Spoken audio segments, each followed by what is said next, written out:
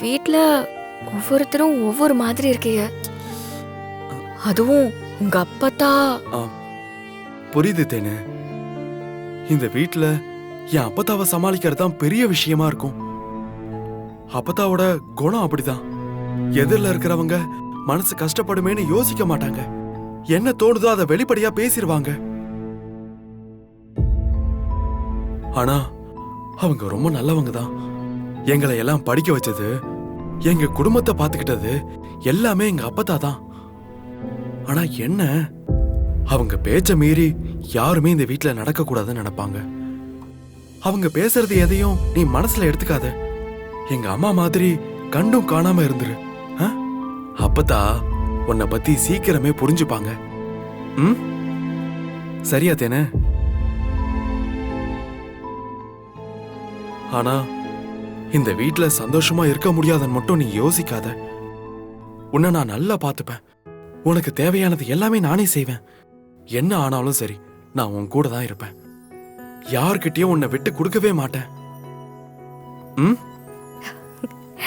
என்னை சுத்தி என் குடும்பம் இருந்தாலும் சில நேரத்துல எனக்குன்னு யாருமே இல்லாத மாதிரி தான் தோணும். ஆனா இப்போ எனக்காக நீ இருக்க. இனிமே எனக்கு எல்லாமே நீதான். நான் எப்பவும் உனக்கு உண்மையா இருப்பேன். உன் அம்மா தங்கச்சியை விட்டுட்டு வந்துட்டோமேன்னு ஃபீல்லாம் பண்ணாத. உனக்காக நான் இருக்கேன். உன்னால எங்க கம்பெனி பேரே ஸ்பாயில் ஆகுதுயா. என்னையா பண்ணி வச்சிருக்க? உன்னை வேலைக்கு எடுத்ததே தப்பா போச்சு.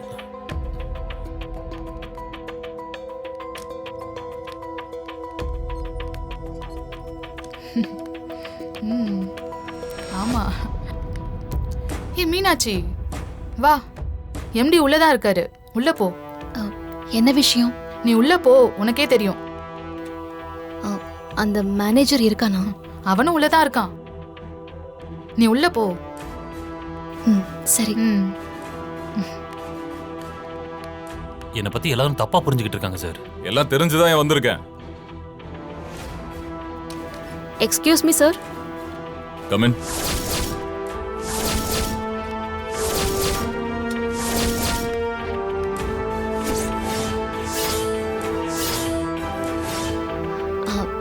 சார், நான் தான் மீனாட்சி. இங்க நடந்ததெல்லாம் கேள்விப்பட்டமா? இந்த ஆள் உங்ககிட்ட மிஸ்பிஹேவ் பண்ணானா? இந்த ஆபீஸ்ல என்ன மட்டும் கொஞ்சம் அட்ஜஸ்ட் பண்ணா போதும், சீக்கிரமா உனக்கு ப்ரமோஷன் கிடைக்கும். என்ன சொல்ற?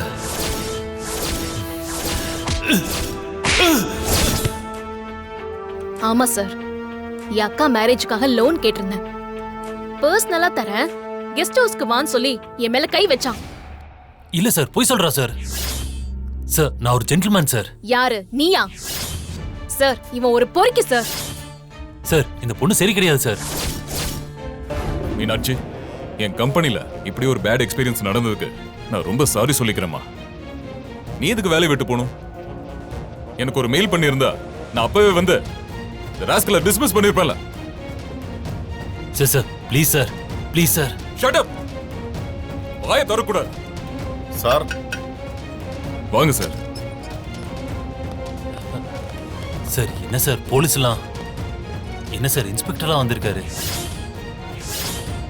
சார், இந்த கம்பெனில ஒரு பொண்ணுகிட்ட யாரோ தப்பா நடந்துக்கிட்டதா கம்ப்ளைண்ட் வந்திருக்கு. நான் தான் சார் கால் பண்ணேன். இதோ நிக்கிறானே இவன் தான். இந்த ராஸ்கலை அரெஸ்ட் பண்ணுங்க sir. Sir sir sir, please sir, நான் எந்த தப்பும் பண்ணல சார், ப்ளீஸ் சார். ஏய், உன்ன மாதிரி ஆளுகளால தான் பொண்ணுங்க வேலைக்கு வரவே பயப்படுறாங்க. உன்னை பத்தி எதுவும் விசாரிக்காம உன்னை வேலைக்கு சேர்த்த பாரு, அது ஏன் தப்பு? டேய், பாக்குறது நல்லா படிச்சவ மாதிரி டிப் டாப்பா இருந்துகிட்டு பொறுக்கி தானே பண்ணிருக்க. யோ கான்ஸ்டபிள்ஸ், அவனை எடுத்துருவாங்க. S sir. யோ வாயா. Sir sir sir, please sir, please sir, please sir, இந்த ஒரே வாட்டி விட்டுருங்க சார். டேய், பண்றதெல்லாம் பண்ணிட்டு என்னடா கெஞ்சிக்கிட்டு இருக்க?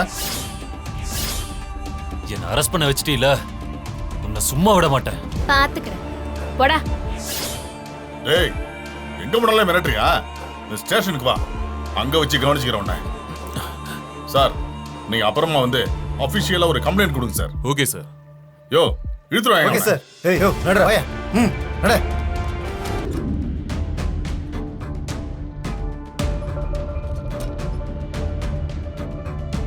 சக்தி அத்தை ம், சொல்லுங்க அத்தை. இந்தா இந்த புடவைய உன் மருமகிட்ட கொடு. இன்னைக்கு நைட்டு சாந்தி முகூர்த்தத்துக்கு கட்டிக்கிட்டோம். ஆ? என்ன அப்படி பாக்குற?